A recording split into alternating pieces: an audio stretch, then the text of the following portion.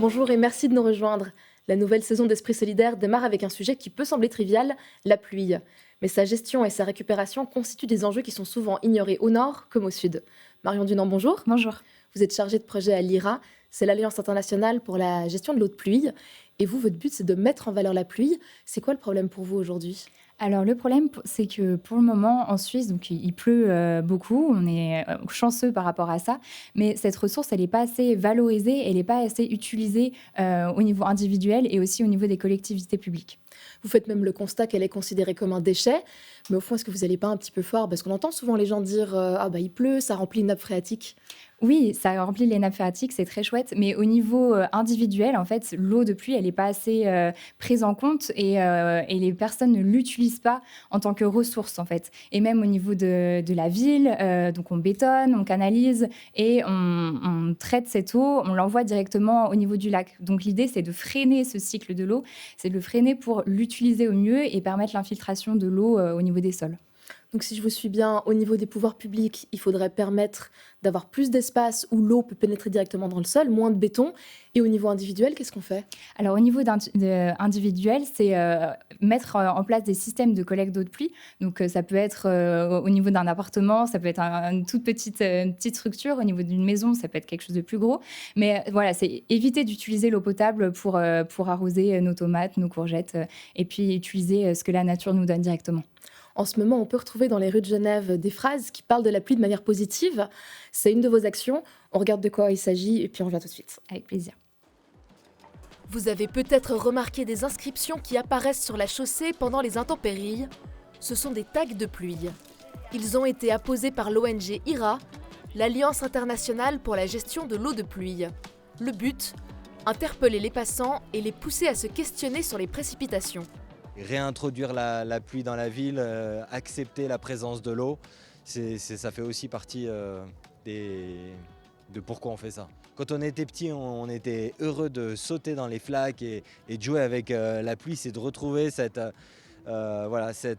naïveté et juste profiter de cette ressource-là, quoi. Les tags sont appliqués au sol à l'aide d'un pochoir et de peinture hydrophobe biologique. On spraye l'inscription, on attend que le produit sèche, et le tag de pluie est prêt. Il reste invisible jusqu'à ce que la prochaine averse fasse ressortir son message.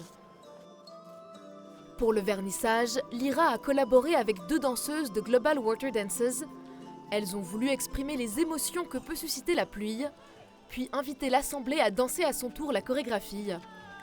Jusqu'à la révélation des tags, avec de l'eau de pluie évidemment. Je pense que c'est une manière subtile de faire changer le regard qu'on peut avoir sur l'eau de pluie à travers justement cette approche artistique. Et ça peut toucher chacun à son niveau et c'est ça que je trouve intéressant. L'IRA mène à bien des projets de sensibilisation dans le Grand Genève. Elle est aussi active dans d'autres régions du monde, comme au Sénégal. En avril, l'ONG y a organisé une balade de pluie. Elle emmène les participants sur différents sites pour voir comment l'eau de pluie est gérée et permettre de mettre en lumière des solutions pertinentes. Nous sommes confrontés à un problème majeur. J'ai perdu 2 de mes forages parce que la nappe a baissé. Donc c'est un problème crucial. Au niveau de cette zone aussi, nous sommes dans un relief très accidenté. Donc les eaux ruissellent et tout part en mer. Parmi les pratiques présentées, une calabash, un système de stockage d'eau de pluie utilisé à l'échelle individuelle. Pour les participants, la mutualisation des méthodes est un vrai plus. Cela correspond à leurs attentes. Échanger avec d'autres collègues parce qu'on imagine, parce que quand on était venu avec une pratique, mais on est parti avec autant d'autres pratiques des autres collègues avec qui nous avons échangé. L'accent a aussi été mis sur l'importance de la pédagogie, avec la présentation d'une fresque qui représente le cycle de l'eau. Au nord comme au sud, l'IRA tente de sensibiliser sur l'importance d'une bonne gestion de l'eau de pluie. On a vu des inscriptions sur les trottoirs, de la danse. Vous souhaitez promouvoir de manière ludique la pluie. Pourquoi faire appel à l'art ? Alors l'art, en fait, c'est un excellent vecteur pour toucher un public qui est plus large. Il faut savoir que nous, à l'IRA, on est une ONG qui est très scientifique puisqu'on gère uniquement l'eau de pluie. Et donc, l'idée, c'est de toucher des enfants, des artistes, des adultes et même dans la rue.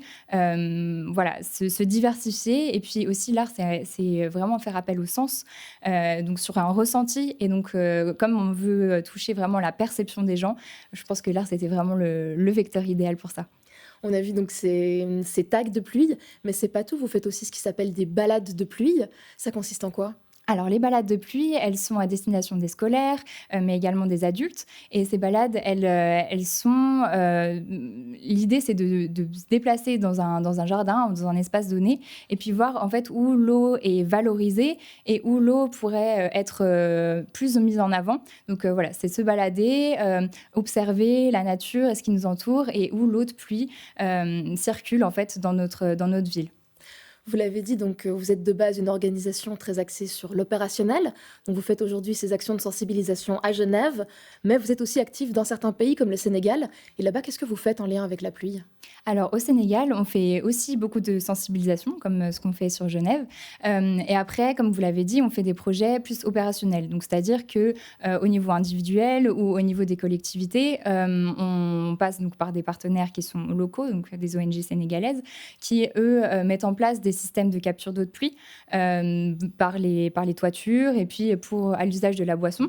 Après, au niveau des parcelles maraîchères, donc pour les agriculteurs, l'idée c'est de valoriser l'eau de pluie et de la gérer au mieux en gérant au mieux le terrain.